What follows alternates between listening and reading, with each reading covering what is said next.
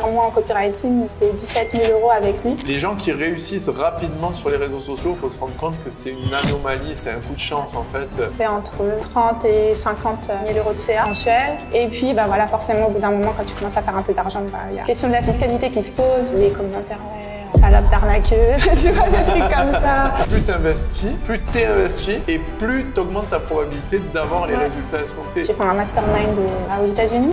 C'était un bel investissement aussi, c'était 15 000 € sur l'année. La plupart des gens qui ont réussi sur les réseaux, c'est parce qu'ils ont bâti une audience pendant longtemps. Ça, mais tu fais de l'argent. Tu vois, au pire, l'argent que tu as gagné, bah, déjà tu peux le réinvestir, tu vois. Ouais. Et donc c'est même pas de l'argent que tu vas perdre, puisqu'il y a déjà de l'argent.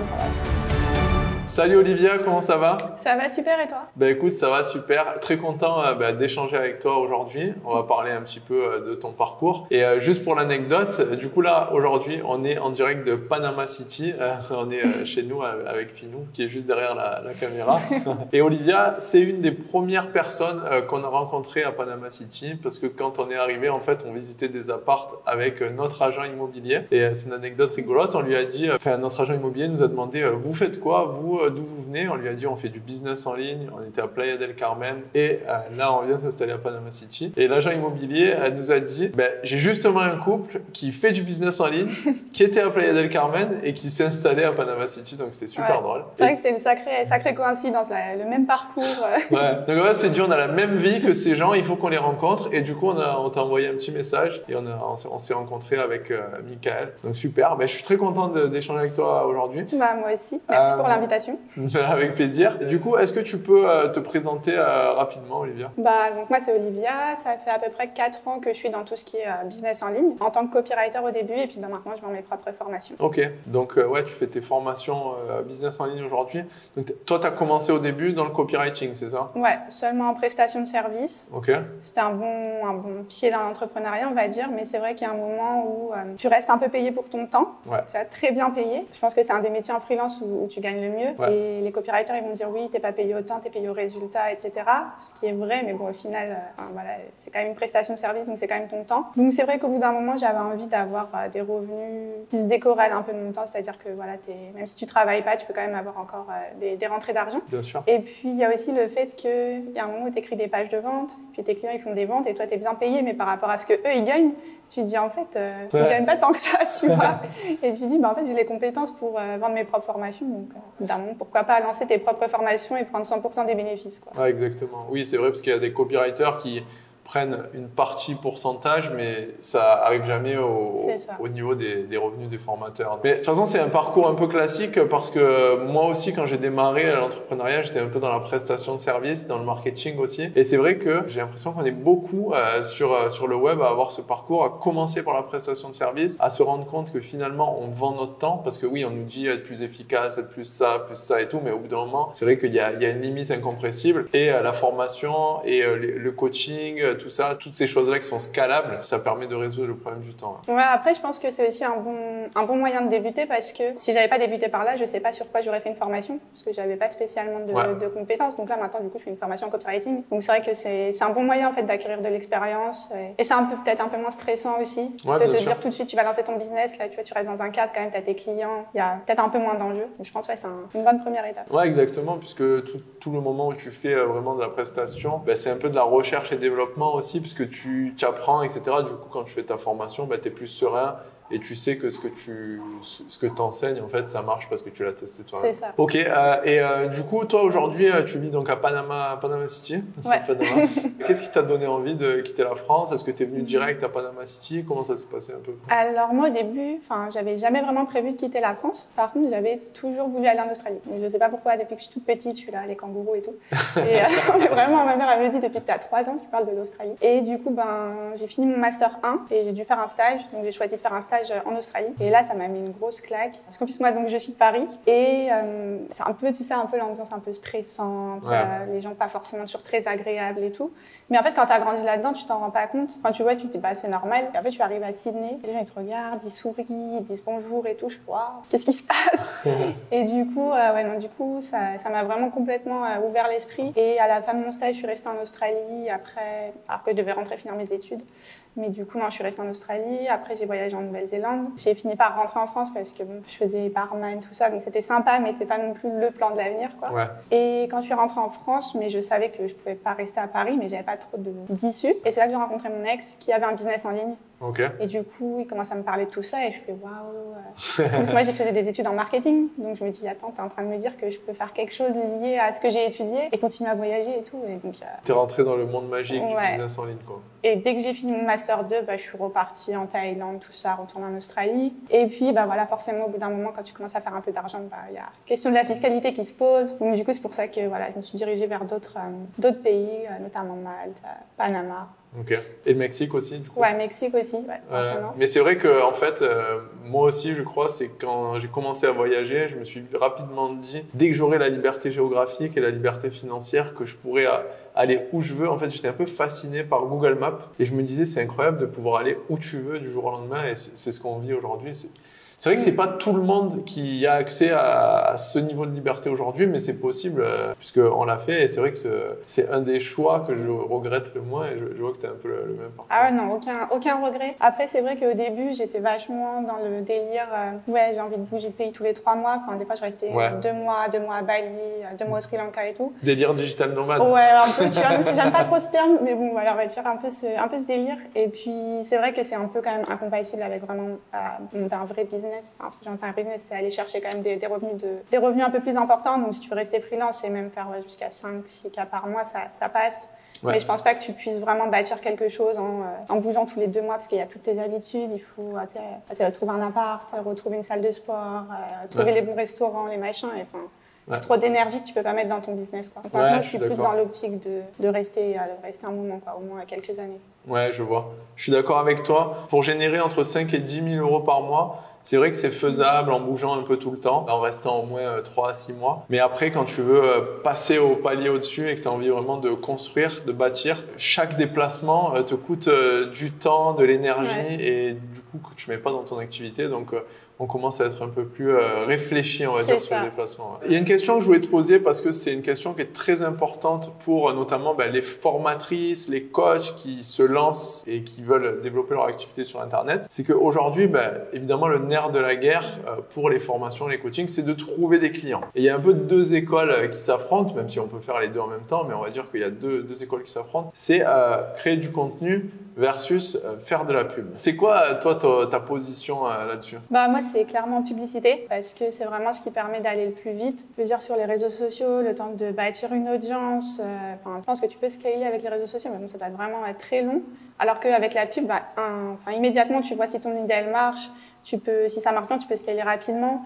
Donc pour moi, il n'y a pas photo, c'est vraiment le mieux pour débuter. Après, comme tu as dit, je pense que tu peux faire les deux et je pense que c'est même souhaitable à terme de faire les deux, notamment parce qu'on connaît un peu les bans Facebook, tu vas en avoir des petits problèmes. Mais bon, c'est pas super non plus dans tous les cas d'avoir ton business qui dépend d'une seule source de trafic. Et moi, je commencerai par faire de la pub pour faire de l'argent rapidement, scaler rapidement et ensuite prendre le temps de développer les réseaux sociaux, bâtir une audience et tout. Ouais, je suis totalement d'accord avec toi. C'est vrai que la pub, c'est rapide, ça donne des réponses directement. Les réseaux sociaux, vraiment, les gens qui réussissent rapidement sur les réseaux sociaux, il faut se rendre compte que c'est une anomalie, c'est un coup de chance en fait. C'est pas la norme en fait. La plupart des gens qui ont réussi sur les réseaux sociaux, s'ils ont fait que des réseaux sociaux, c'est parce qu'ils ont bâti une audience pendant longtemps. Donc c'est vrai que si tu es pressé, c'est pub et après on vient rajouter des réseaux sociaux pour ajouter un petit côté branding pour rassurer les gens aussi qui t'ont découvert par exemple par la pub. Ouais, c'est ça. Après je pense que ceux qui réussissent d'un coup, qui percent entre guillemets sur les réseaux sociaux, déjà souvent on dit qu'ils percent, mais comme tu dis en fait c'est un travail de longue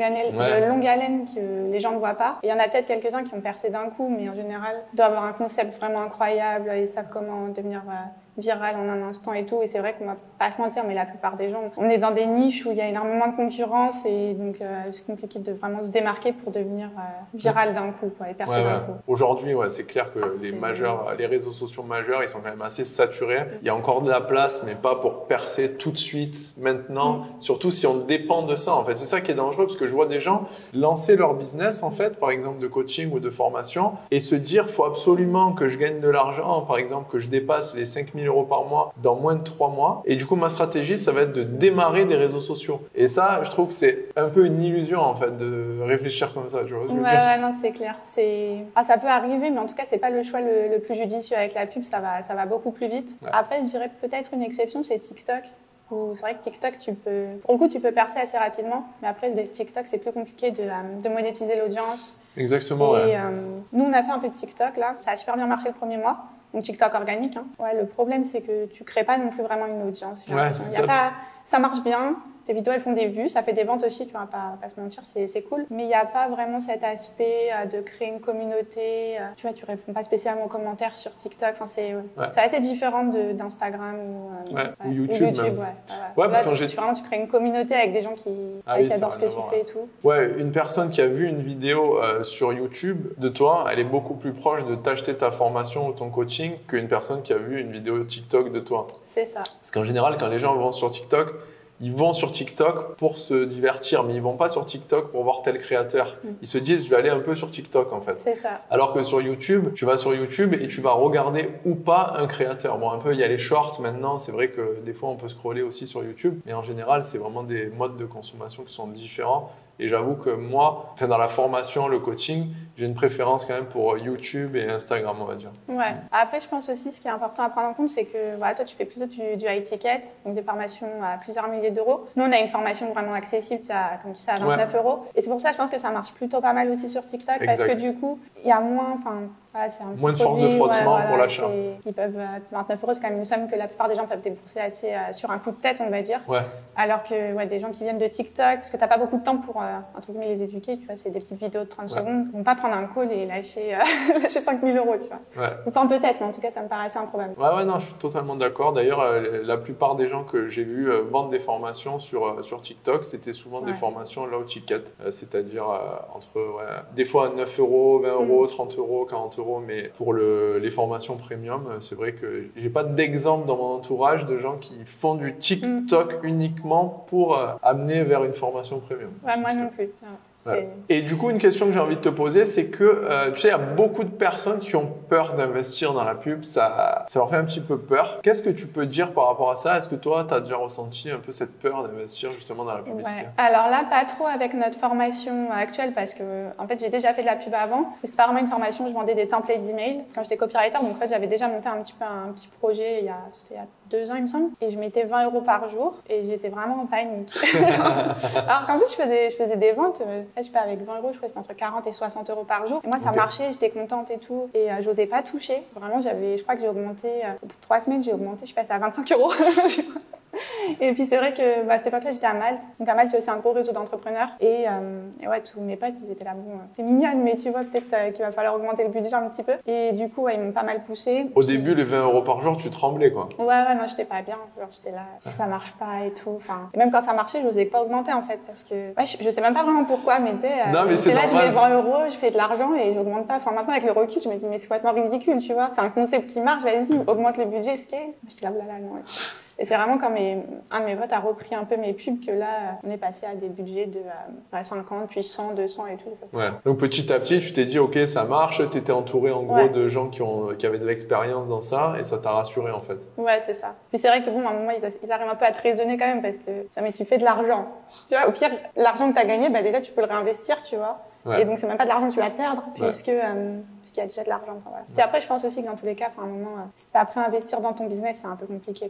Tu es obligé de passer par là, en fait. Alors ça, c'est totalement vrai. J'ai l'impression qu'il y a beaucoup de gens aujourd'hui qui disent pour moi, le temps est plus important que l'argent. Et en fait, dans leurs actions, ça se manifeste pas. Dans le sens où, en fait, ils dépensent beaucoup de leur temps, mais ils ont beaucoup de mal à dépenser ou à investir de leur argent. Tu vois ce que je veux dire? Ouais, mais même moi, des fois encore, ça me le fait. Pour dire, j'ai mis peut-être pendant 1 mois, c'est moi qui réponds aux emails sur notre projet, tu vois. Et moi aussi, parce que j'avais un peu envie de voir ce que les gens disaient, tout ça. Ouais. Mais bon, après, j'ai pris une assistante, parce que je veux dire, en fait, je suis là, je ne veux pas payer une assistante, mais en fait, le temps que je passe à répondre aux emails, ça n'a pas de sens. Ouais. Ou même récemment, quand on s'est lancé sur TikTok, au début, c'est moi qui faisais le montage des vidéos TikTok, tu vois. Et en fait, je me suis dit, mais c'est pas possible. Et en fait, c'est vrai que tu as toujours envie de faire les choses toi-même ou de ne pas dépenser d'argent parce que tu as l'impression d'économiser, mais en fait, non, tu perds ton temps et au final, tu vas beaucoup plus vite. Parce que tout le temps que je passe pas à répondre à mes emails ou à répondre ou à faire du montage sur TikTok, je peux le mettre dans mon business pour des actions un peu plus stratégiques, quoi. Ouais, c'est clair. Et en fait, ce qui se passe des fois, c'est c'est qu'il y a des entrepreneurs qui vont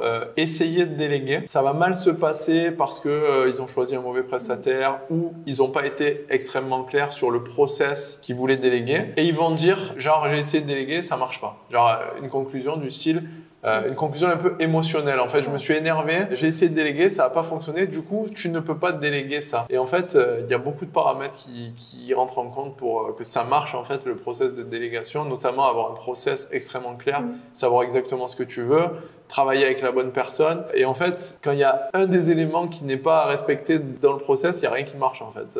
Donc, ouais. Bah, moi, c'est vrai que j'ai eu de la chance. À chaque fois que j'ai délégué, ça s'est vraiment très bien passé tout de suite. Mais en même temps, c'est vrai que j'ai toujours fait attention. Même mon assistant m'a dit, j'ai jamais vu ça. Enfin, je lui avais préparé un document. Alors que bon, ça, c'est juste une mission. Elle nous aide un peu sur les tunnels de vente et tout, mais assez classique. J'ai fait un document avec tous les templates de réponse selon les trucs, tous les process, tous les liens, tout bien organisé. Et franchement, pas eu de problème, quoi. Mais après, ouais, je pense que même si ça s'était mal passé, c'est quand même dommage de rejeter tout un truc dans son blog juste pour une mauvaise expérience, quoi. Et en général, tu as raison, ça vient beaucoup de là, en fait, c'est les entrepreneurs qui font des mauvais process de délégation. C'est souvent, ça vient de là. Ça vient. Et même, ça m'arrive encore, j'ai plus d'exemples en tête, mais je sais que il y a peut-être une ou deux fois, mon assistante, elle n'a pas fait exactement comme je voulais. Mais en fait, je me suis rendu compte que aussi ma consigne, elle n'était pas forcément très claire, tu vois. Ouais. Et après, voilà, il y a des gens, ils sont juste mauvais, ils travaillent mal. Mais il y a aussi plein de fois où, en fait, tu te rends compte que c'est toi qui donnes des consignes pas assez claires, quoi. Du coup, forcément, tu peux pas t'attendre à un résultat incroyable, quoi. De pas lire dans tes pensées ce que tu voulais dire, quoi. Ouais, c'est clair. Ok, et du coup, tu nous as dit que toi, quand tu as démarré la pub, donc tu dépensais à peu près 20 € et tu faisais en chiffre d'affaires, du coup, 40 €, parfois 60 €. Petit à petit, tu as augmenté. Est-ce que tu peux nous parler un petit peu plus de les chiffres que tu as réussi à faire en montant progressivement et pour que les gens se rendent bien compte de qu'est-ce que ça peut t'amener en fait la pub et quand tu as une formation qui fonctionne? Du coup, là, sur notre projet actuel, on fait entre 30 et 50 000 € de CA. Mensuel? Ouais, mensuel, avec un budget pub entre 10 et 20, ça dépend. Okay. Donc, toujours sur ce retour sur investissement, entre 2 et 3. Ouais, en plus, là, ça ne prend pas en compte le fait que donc, notre tunnel de vente, c'est peut-être la même chose pour toi d'ailleurs, mais on a une page de capture où les gens ils laissent leur email. Et ensuite, on a la VSL, tu tapes celle, machin. Mais du coup, on récupère pas mal d'adresses email de gens qui n'achètent pas. Du coup, ça nous fait une liste email. Forcément, c'est notre métier, donc du coup, on envoie des emails et on fait aussi des ventes par email. Et on peut dire qu'on pourrait le rajouter aussi à de la pub. Enfin, c'est un peu indirect, mais toutes ces adresses mail viennent de la pub. Donc, il y a ça aussi à prendre en compte. Donc, ouais, non, c'est clairement rentable. Ouais, totalement. En fait, pour expliquer ce qu'a dit Olivia, parce que peut-être qu'il y a des débutantes qui nous regardent, ce qu'elle explique, c'est que lorsque vous faites de la pub, vous allez avoir des ventes le mois où vous faites de la pub. Mais il va y avoir aussi des gens qui ne vont pas acheter tout de suite, mais qui vont rentrer dans votre liste email. Et en fait, ces mêmes gens, ils vont peut-être acheter 2 mois plus tard, 3 mois plus tard, 4 mois plus tard, 5 mois plus tard, ça dépend, ou jamais. Mais en gros, la vente que vous avez 3 mois plus tard, elle peut être comptabilisée comme un retour sur investissement de la pub que vous aviez fait 4 mois auparavant. Donc du coup, effectivement, c'est important de le... C'est assez important et c'est pour ça que c'est... si on envoie des emails régulièrement, parce qu'en fait, souvent, il y a un problème quand on fait de la pub, c'est la confiance aussi. Ouais. Et du coup, le fait d'envoyer des emails régulièrement, les gens, ils apprennent un peu à nous connaître, on partage des témoignages, des résultats, ou voilà, plein de choses. Et les gens, ils apprennent à te faire confiance aussi. Et du coup, comme tu dis, nous, on a des gens qui achètent après 6 mois même, tu vois. Ouais, effectivement. Donc, la meilleure stratégie pour moi, pour se lancer et vraiment atteindre minimum 10 000 € par mois avec des coachings ou formations, ça va être vraiment ça. La pub sur un tunnel avec une proposition de une offre et ajouter à ça, on va venir faire une newsletter pour créer de la confiance. Et puis les réseaux sociaux, on vient s'en occuper plus tard parce qu'effectivement les réseaux sociaux, ça prend beaucoup de temps et c'est pas un retour sur investissement direct. Et au début, on a besoin de retour sur investissement direct parce que sinon en fait, on retourne au salariat plus ou moins. Ouais, puis c'est vrai, c'est un peu démotivant. Après, en tout cas, moi, c'est comme ça que je le vois, c'est comme ça qu'on a fait aussi. Et justement, comme je dis, on est un peu en train de développer les réseaux sociaux. Pour moi, c'est le meilleur ordre pour avoir des résultats rapidement. Puis c'est motivant aussi parce que c'est vrai que quand tu vois, il y en a, ils font du contenu pendant 1 an avant de percer. J'admire leur motivation, tu vois, mais il faut un sacré mental quand même parce que d'un moment, tu te dis, en fait, je fais ça pourquoi? Il faut un mental et il faut tout simplement une source de revenus annexe en fait. Parce que si tu n'en as pas, au bout d'un moment, il faut payer le loyer, payer le crédit. Enfin, il y a des frais de vie, quoi. Juste de vivre, ça coûte de l'argent. C'est ça. Réseaux sociaux dans un deuxième temps. Je pense que peu plus intelligent. Une question que je voulais te poser aussi, c'est est-ce que quand tu as démarré du coup la pub, que tu as fait tes premières vidéos de pub, est-ce que tu étais à l'aise de faire ces vidéos? Non, pas du tout. C'était là d'ailleurs, là on fait cette interview et tout, mais ça commence tout juste à être un truc où je suis à peu près à l'aise, tu vois. Mais non, clairement, pas du tout. Pour tout te dire, on a essayé de lancer avec une page de vente notre offre. Ça a marché, mais c'était pas incroyable et je me suis dit, je pense qu'il y a un problème de confiance parce qu'il faut savoir qu'on vend donc une offre pour devenir email copywriter, mais aux personnes qui n'ont jamais entendu parler de copywriting. Donc en gros, notre angle, c'est sortir du salariat en écrivant des emails depuis chez toi. Ouais. Quand t'as jamais entendu parler de copywriting, les gens ils sont là, ça paraît pas du tout crédible. Ouais. Et du coup, c'est vrai qu'avec une page de vente, il y avait pas je pense ça manquait de confiance. Ouais. Et du coup, j'ai pris mon courage de main, tu vois. Et j'ai fait une VSL, donc on voit ma petite tête en bas. Ouais. Et là, ça a cartonné. Parce que du coup, je pense que voilà, le fait de me voir, ça a vraiment créé la confiance qui manquait avec les gens. Mais tout ça pour dire que ça a été une sacrée épreuve de faire cette VSL. Et pourtant, c'était en mars. Ça fait même pas un an. Donc même pas il y a un an, c'était encore compliqué. Puis après, il a fallu faire des vidéos pour les pubs. Donc là, c'est encore pire parce que du coup, t'es partout sur Facebook. Ouais. Ouais. Et après, même les vidéos TikTok. Bon, maintenant, j'ai fait tellement de TikTok et tout que ça commence à passer. Mais ça a été devenu une pro? Je serais pas jusque-là. Disons que ça va. Je le vis plus trop comme une corvée et ça va, j'arrive à être à peu près à l'aise. Mais ouais, donc clairement, au début, c'était très dur. Ouais. Vraiment un des trucs les plus difficiles pour moi. Même arriver à parler, tu sais, plus tu t'écoutes, tu te dis non, mais je ressemble à ça.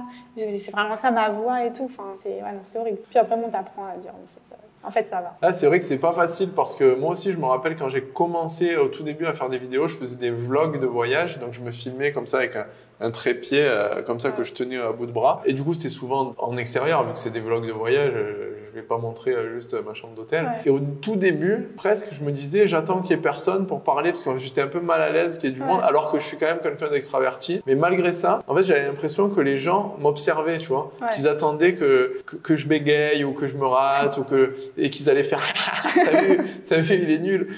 J'avais cette impression et puis un jour, je sais pas, je me suis imaginé une bulle mentale et je me suis dit en fait, les gens ils vivent leur vie, ils en ont rien à foutre de toi. Arrête de penser que tu es le centre du monde. Les gens ils sont aussi là pour regarder la Tour Eiffel. Donc vas-y, tu peux y aller, tu peux parler. Et depuis ce jour, ça va. C'est comme si je suis devenu plus à l'aise. Ouais. Ah, mais je pense que c'est un peu la même idée, tu vois, quand je me dis tout le temps, non mais je ressemble vraiment à ça sur la vidéo, c'est chaud, ou genre c'est vraiment ça ma voix et tout. Et après je me suis dit non mais en fait c'est moi qui psychote, tu vois, les gens qui regardent ma vidéo, enfin ils sont pas justement, enfin moi j'imagine un peu pareil, ils sont là, ils ont vraiment ressemblent à ça et tout, tu vois. Mais en fait, après il y a toujours des gens qui vont critiquer, mais je veux dire dans l'ensemble les gens en fait ils en ont rien à faire, ils regardent, ils écoutent ce que tu dis. Ouais. Mais il n'y a pas ce jugement que je pensais quoi, plus ce jugement dans ma tête en fait. Oui voilà, c'est exactement quand tu écoutes ta voix sur ton répondeur, tu dis j'ai une voix mais elle est horrible. Mais en fait c'est juste que c'est quand tu t'écoutes à toi, tu as l'air ridicule, mais en fait tu as une voix normale. C'est ça. Et du coup pour en venir à ça, comment tu vis, parce que on fait tous les deux beaucoup de pubs. Comment tu vis les critiques? Parce que ça, on va dire que ça va avec la pub. Comment tu vis les critiques sur la pub? Pareil, au début, très mal. Surtout que vraiment, toutes nos pubs, c'est des vidéos de moi avec ma grosse tête en gros plan ou des photos de moi. Enfin, c'est moi sur les vidéos et les pubs. Ouais. Et du coup, surtout, comme j'ai dit, on vend dans une audience qui connaît rien, donc t'es très très vite catégorisé comme une arnaque, tu vois. Ouais. Et du coup, les commentaires, salope d'arnaqueuse, tu vois, des trucs comme ça. Arrête de prendre les gens pour des pigeons, enfin, tu vois, et toi, tu sais, t'as vraiment envie, t'es là, tu bouillonnes, t'as envie de te défendre, parce que moi, je sais que c'est pas une arnaque, tu vois, enfin, qu'on me vend un truc bien, et au début, non, je le prenais mal, et j'étais là et tout. J'avais envie de répondre à tout le monde, tu vois. Et puis, en fait, au bout d'un moment, j'ai compris que ça servait à rien. C'est juste une perte de temps, une perte d'énergie. De toute façon, des gens, je pense qu'ils font pas grand-chose parce qu'ils pensent que tout est une arnaque, donc il n'y a pas grand-chose à faire pour eux. Et du coup, de toute façon, maintenant, ça fait depuis qu'on a notre assistant, je regarde même plus les commentaires, c'est elle qui gère. Donc voilà. Puis j'ai appris à pas leur accorder d'importance, surtout qu'en plus, c'est vraiment des gens qui ont même pas regardé notre formation, ils savent même pas ce qu'on propose. Et à côté de ça, on a plein d'élèves qui sont ultra satisfaits de notre programme, on a des retours, des super retours. Donc je me suis dit, non, mais en fait, vaut mieux mettre mon énergie à aider nos élèves qui sont là, qui sont motivés pour apprendre, plutôt que de perdre mon énergie avec des trolls sur Facebook qui t'insultent alors qu'ils te connaissent même pas. Puis en plus, ça te met dans une mauvaise énergie. C'est clair. Je sais pas, après, tu bouillonnes un peu. Enfin, moi, en tout cas, je bouillonnais un peu pendant 5 minutes, tu vois. Et je dis, mais pourquoi en fait? Moi, je les ignore. Ouais, je comprends. Je pense que c'est la bonne attitude à avoir. Nous aussi, on a beaucoup de critiques. Je pense que c'est juste un réflexe de quand quelqu'un veut vendre quelque chose, surtout en France, les gens vont dire c'est un arnaqueur, c'est sûr, il veut vendre quelque chose, donc vente égale arnaque. En fait, ils mettent un peu tout le monde dans le même panier et c'est vrai que les formations, les gens disent souvent c'est une arnaque. Nous, on a une critique qui revient souvent, que je comprends. C'est en fait, vu que nous, notre message, c'est de dire arrête de poster sur les réseaux sociaux pour développer ton activité de coaching. Et nous, on fait de la pub avec ce message. Et les gens disent, ouais, mais regarde, toi, tu postes et tu me dis de pas poster, c'est une arnaque, tu vois. Alors, je peux comprendre, mais en fait, ce qu'ils n'ont même pas vu, c'est qu'il y a marqué sponsorisé. Donc, effectivement, c'est sur les réseaux sociaux, mais c'est une publicité. En fait, il y a deux façons de mettre son message sur les réseaux sociaux. En organique, sans payer, et en publicité. Mais c'est rigolo, en fait, c'est juste un réflexe de dire « Ah, j'ai trouvé quelque chose, je vais le coincer, c'est un arnaqueur. » Tu vois, comme ça. Ouais, non, mais les gens, ils vont chercher toutes les petites bêtes. Moi, la critique qui m'énerve le plus, c'est ah ben si tu fais autant d'argent avec le copywriting, pourquoi tu fais une formation? Mais en fait, tu préfères quoi, apprendre avec un guignol qui justement voit une formation parce qu'il fait pas d'argent, ou avec quelqu'un qui a réussi et qui du coup justement t'apprend comment réussir, tu vois? Et les gens ils sont vraiment, ça revient hyper souvent et ça a vraiment le don de m'agacer parce qu'en fait t'es là, mais justement c'est parce que je m'en suis bien sortie que je me permets d'enseigner maintenant, tu vois? Je vais pas. Ouais, mais peut-être qu'il y a ce truc de, tu sais, les gens qui enseignent, ces enseignants genre à l'université, ils doivent pas gagner d'argent, donc en fait il y a un peu ce... Alors ça, pardon, parce que ça me fait penser à un truc. Je pense qu'il y a vraiment un problème aussi en France. Les gens pensent que les connaissances doivent être gratuites. Genre qu'apprendre ça doit être gratuit parce qu'on a l'école gratuite, tu peux aller à l'université gratuitement.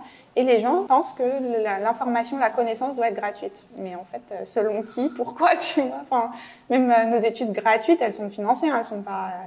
c'est pas gratuit. Et ça, vraiment, c'est un truc pareil, parce qu'en fait, quand on fait de la pub, on dit découvre l'opportunité dans cette vidéo gratuite. Et il y a plein de gens qui disent mais en fait, il faut payer après.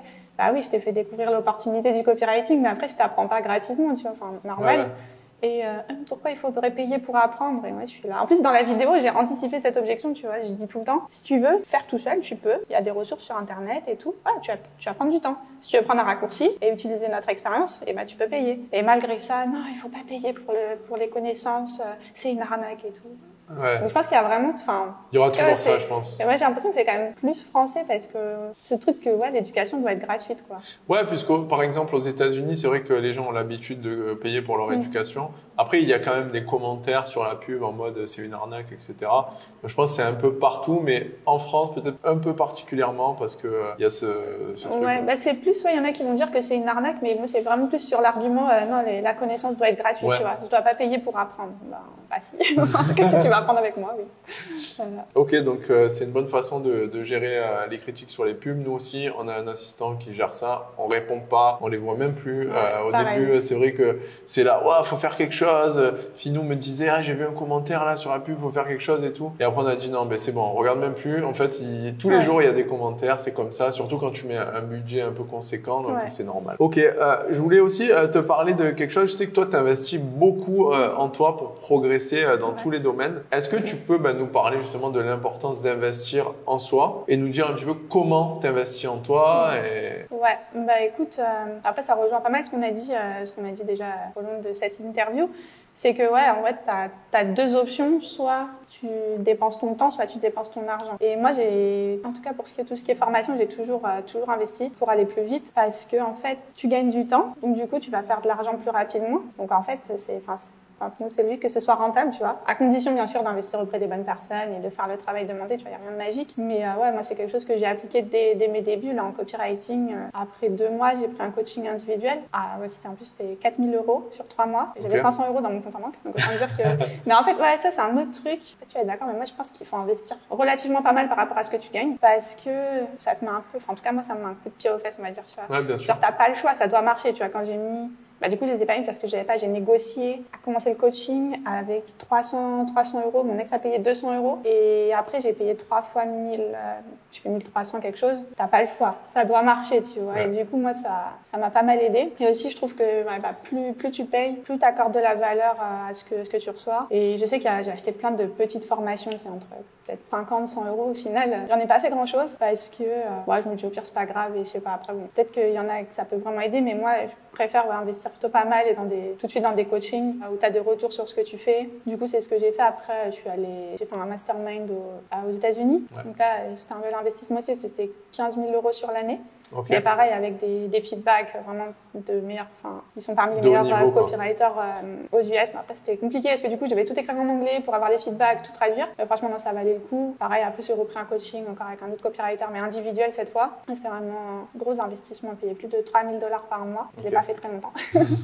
Mais grâce à lui, j'ai triplé mes prix. Ah ouais. Donc, au final, c'était rentable. Mais c'est vrai que le moment où j'ai dû faire le virement de 3 000 $, ouais. Ça fait mal, tu vois. Mais bon. Ça, c'est normal en fait. Après, voilà, j'ai triplé mes prix grâce à lui. Je fais mon meilleur mois en copywriting. Donc, ouais, c'était 17 000 € avec lui, juste en prestation de service. Bon, c'est un mois, hein, c'était pas du tout la norme. Mais quand même, tu vois, ça m'a pas mal aidé. Et maintenant, on est dans un autre mastermind. Mais là, c'est plus marketing. On essaie d'ouvrir un peu le champ des compétences. Ouais, donc tu investis massivement tout le temps sur des formations avec des gens que tu as repérés et qui sont d'un niveau supérieur à toi et en fait du coup ils te tirent vers le haut avec eux. Et en fait ce que j'aime bien dire c'est que en gros plus on investit plus on est investi en gros. Ouais, c'est exactement ça que je voulais dire tout à l'heure. Tu l'as bien résumé. Ouais, parce qu'en fait en gros il y a l'exemple, c'est si tu télécharges une appli pour apprendre l'espagnol, une appli gratuite, peut-être tu vas l'ouvrir, peut-être tu vas pas l'ouvrir, tu vois. Parce que si tu l'ouvres pas et que tu regardes Netflix à la place, c'est pas très grave en fait. Tu as juste téléchargé une appli gratuite. Maintenant, si tu payes d'avance 100 € par session visio avec un prof d'espagnol et tu payes 20 sessions, tu vois, genre 2 000 €, ben, à mon avis, tu vas y aller au visio et même si tu n'as pas envie, tu vas pas regarder Netflix au lieu d'aller à la visio, tu vois, parce que tu vas avoir une douleur à ne pas aller à la session. Et en fait, du coup, le résultat, c'est que plus tu investis, plus tu es investi, et plus tu augmentes ta probabilité d'avoir les résultats escomptés. Et c'est ça qui compte au final. Parce que les gens sont souvent en mode « j'essaie de dépenser le moins possible pour avoir le résultat ». Mais en fait, le fait de dépenser moins, c'est une fonction du fait que tu réduis la probabilité d'obtenir le résultat. Donc, il ne faudrait pas raisonner comme ça en réalité. Après, voilà, je pense qu'il y a peut-être des gens qui s'en sortent très bien en faisant des petites formations par eux-mêmes. Mais la majorité des gens, je pense que tu as besoin d'être de support. Et puis, voilà, comme tu dis, quand tu investis autant d'argent, bah, tu n'as pas le choix. Donc, tu y vas, tu fais le travail et forcément, ça marche. Ouais, c'est un contrat avec toi-même, tout simplement. Ouais. Et puis, souvent, quand tu investis comme ça, c'est qu'il y a une forme de coaching. Ouais, et du coup, ça fait progresser beaucoup plus vite. Tu vois. Moi, je prends l'exemple du copywriting. Entre suivre une formation, t'appliques. Au final, tu sais pas si c'est bien ce que tu as écrit, tu vois. Ouais. Enfin, après, forcément, tu l'envoies à ton client, donc le client est content, donc tu te dis, bon, déjà, c'est ça. Après, voilà, ça fait des ventes, donc le client est content, toi, tu es content, mais en fait, tu sais même pas si ce que tu as écrit, c'est vraiment bien. Ouais. Enfin, c'est forcément bien puisque ça a marché, mais tu vois, en fait, tu te dis peut-être que tu aurais pu faire 2 fois plus de ventes. Ouais, bien sûr. Et si tu n'as pas de feedback, bah, c'est un peu compliqué. Oui, c'est sûr que le coaching, c'est vraiment le niveau le plus premium, en fait, pour se faire accompagner. Et tu vas faire une distorsion de la réalité en mode tu vas avoir des résultats beaucoup plus rapidement parce que tu as 100% de l'attention de la personne. C'est ça. Moi, j'applique ça dans tout. Hein. Même en sport, j'ai un coach aussi parce que voilà, les résultats plus rapidement, pas réfléchir, il sait faire ce que je veux faire et puis voilà. Puis aussi, là, ça revient, ça me force à y aller parce que moi, j'adore, hein, tu sais, le sport, calisthenics, tout ça, mais c'est vrai qu'il y a des fois où je suis tellement à fond sur ce que je suis en train de faire, tu vois, dans mon travail, j'aime pas m'arrêter en plein milieu. Tu vois ce que je veux dire? Par exemple, je suis en train d'écrire un email, il va me rester peut-être, je sais pas, 3 lignes, mais c'est l'heure d'aller au sport. Je suis deg un peu, tu vois, parce que j'ai envie de finir. Et du coup, je sais que si j'ai pas mon coach qui m'attend, il y a plein de fois où je serais tentée, tu vois, de dire, ah bah attends, j'y vais quand j'ai fini ça, puis après il se passe ça, puis après il est 18h et t'as pas été au sport, tu vois. Donc c'est un peu la même idée, ça te tient responsable, quoi, tu vois, ça te cadre. Ouais, totalement d'accord. Bah écoute, Olivia, c'est super interview, je me suis régalé avec cet échange. Bah, moi aussi, c'était vraiment sympa. Peut-être qu'on fera une partie 2, si ça vous plaît. Bah ouais, avec plaisir. Et qu'est-ce qu'on peut te souhaiter pour la suite? Bah écoute, du succès sur les prochaines offres qu'on va lancer, là, parce qu'il y en a pas mal en réserve. Et puis, j'ai envie de dire aussi la santé, hein, parce que ça sert à rien d'avoir des offres qui marchent si on ne peut pas en profiter. Ouais. Voilà. Bah écoute, on te souhaite une merveilleuse santé et plein de succès sur tes offres. Bah, merci. Où est-ce qu'on peut te retrouver sur les réseaux peut-être? Mais du coup, pas trop de réseaux. Enfin si, j'ai le TikTok, olivia.attal. Ouais. Parce que tu es full pub en fait, toi. Tu as tellement de pub qu'elle n'a même pas de réseaux sociaux et elle va faire des chiffres J'ai pas de réseaux sociaux, j'avais juste mon Instagram, mais il est perso et justement j'ai dû le mettre en privé parce qu'il y avait plein de gens qui me suivaient alors qu'en fait c'était pas mon Insta professionnel, quoi. Ouais. Donc ouais, je dirais TikTok. C'est à peu près le seul truc qu'on a pour l'instant. Ok, super. Bah écoute, merci pour cet échange et du coup, je te dis à très bientôt. Ouais, à bientôt. Merci. C'est la fin de cet échange. Si ça vous a plu, n'hésitez pas à mettre un like, à vous abonner à la chaîne et à activer la cloche. Vous pouvez aller sur le lien en description et vous abonner gratuitement à la newsletter numéro 1 des femmes coachs et formatrices. Et nous, on vous dit à très bientôt pour une prochaine vidéo. Bye.